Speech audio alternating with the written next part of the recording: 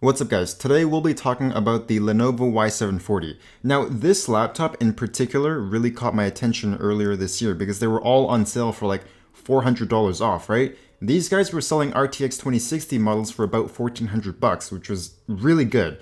So this is a new one, it's been updated to the 9th generation Intel CPUs, and I guess let's just cut to the chase. So this laptop is really well made. It's one of the better premium thin and light gaming laptops on the market right now. It's made out of metal and plastic with a nice dark gray finish that does a much better job at hiding oils compared to matte black. There's very little keyboard flex, and the screen has your average amount of bend to it. The screen is a one-hand open, it's got a very good hinge tension, but there's a little bit of screen wobble. It's a relatively muted design, and I really like the look of this thing. Okay, before we continue any further, Lenovo just updated the pricing on these laptops, so it's now $1,400 for the GTX 1660 Ti and $1,500 for the RTX 2060. That's the new pricing. There's a standard keyboard with a set of macro keys on the left of it. The keys have decent travel, feels a little bit soft, but it's got good actuation force, and I found that when I first used the laptop, I'd hit the very most left key, the key that opens the Lenovo Vantage software, thinking it's the escape key, but after a couple days I adjusted to the layout. I didn't have the same issue with the shift and control keys, it was just the escape key. There's also 3 brightness levels for the individually lit RGB backlighting, which you can customize in the Corsair iQ software. The trackpad uses dedicated buttons with Windows precision drivers. It's got a smooth glass surface, accurate tracking. The buttons have a lot of travel, and it also has really little feedback, like it feels kind of mushy, but still a really good trackpad overall. Lenovo offers 2 different panels for the Y740. They're both 1080p 144Hz IPS displays, but one of them is rated for 300 nits of brightness and the other one is rated for 500 nits. The unit that I'm reviewing measured in at 430 nits.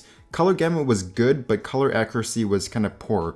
They both also come with G-Sync enabled, which is a little less useful now with GPUs being as fast as they are, but there's an option inside of Lenovo's Vantage software to disable it to extend battery life. On the bottom bezel is where they place the webcam. Kinda sucks, but for gamers, I guess it's fine. Personally, I don't really mind since I do all of my video calling on my phone anyway. The speakers fire out from the bottom of the laptop at an angle. They sound good, not great, but just good across the board. They're loud, they're clear. The bass is a little lacking. I wish they were upward firing, but they definitely don't sound bad. Most of the ports on this laptop are actually on the back, similar to Dell and Alienware laptops. So on the rear, you have your power, 2 USB 3s, Ethernet, HDMI, and mini DisplayPort. On the left is a headphone jack and USB Type-C, with one more USB 3 on the right. Getting into this thing is actually really easy. They're using standard Phillips screws, there's no warranty stickers or anything, and inside you get access to your dual channel memory, which is covered by a piece of aluminum. Don't worry, you can just take this off. An M.2 slot with a secondary 2.5-inch drive slot, as well as the upgradable Wi-Fi card. This one's the Killer 1550i, and you can upgrade it to the Intel AX200 if you want for Wi-Fi 6. They're like $18 on eBay. So this one's running the new Intel 9th generation CPUs, the 6-core 9750H with the GTX 1660 Ti. It's also running 16 gigs of dual channel memory, a 128 gig Western Digital SSD with a 1TB hard drive.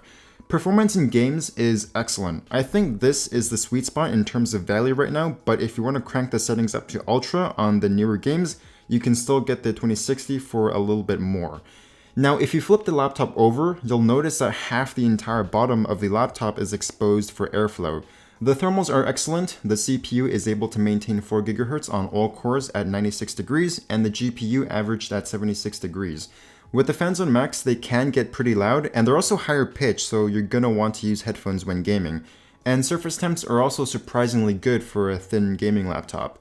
The battery inside isn't particularly large because of that 2.5-inch drive slot. It's a 57 watt-hour battery, and I'm pulling about 4 hours of battery life with G-Sync disabled.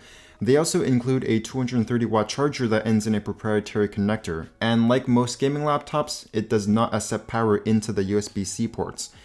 Okay, so recommendation time. At the current prices of $1,800 for the base model, so that's a 6-core CPU with a GTX 1660 Ti, it's a decent buy, but not something that I'd crown for the best value. However, the previous one with the 8th generation CPUs, also with the RTX graphics cards, those started at a little under $1,400, and the value there was absolutely amazing. If you find this thing on sale for around $1,400–1,500, get it, it is awesome. But overall, I think the Y740 sets a good standard for gaming laptops in 2019. Something relatively thin and light, with good thermals, good performance. Maybe ditch the 2.5-inch drive slot for a secondary M.2 slot and a bigger battery, and have it reasonably priced, starting at around $1,400-ish. There's a lot of good things going for it, with very few complaints to make, so definitely gets a recommendation. So that's the end of this review. I hope you liked it. If you have any laptops that you'd like me to check out next, you can just drop a comment down below. I read pretty much all of them because I get like 2 comments a video. I'll see you guys next time.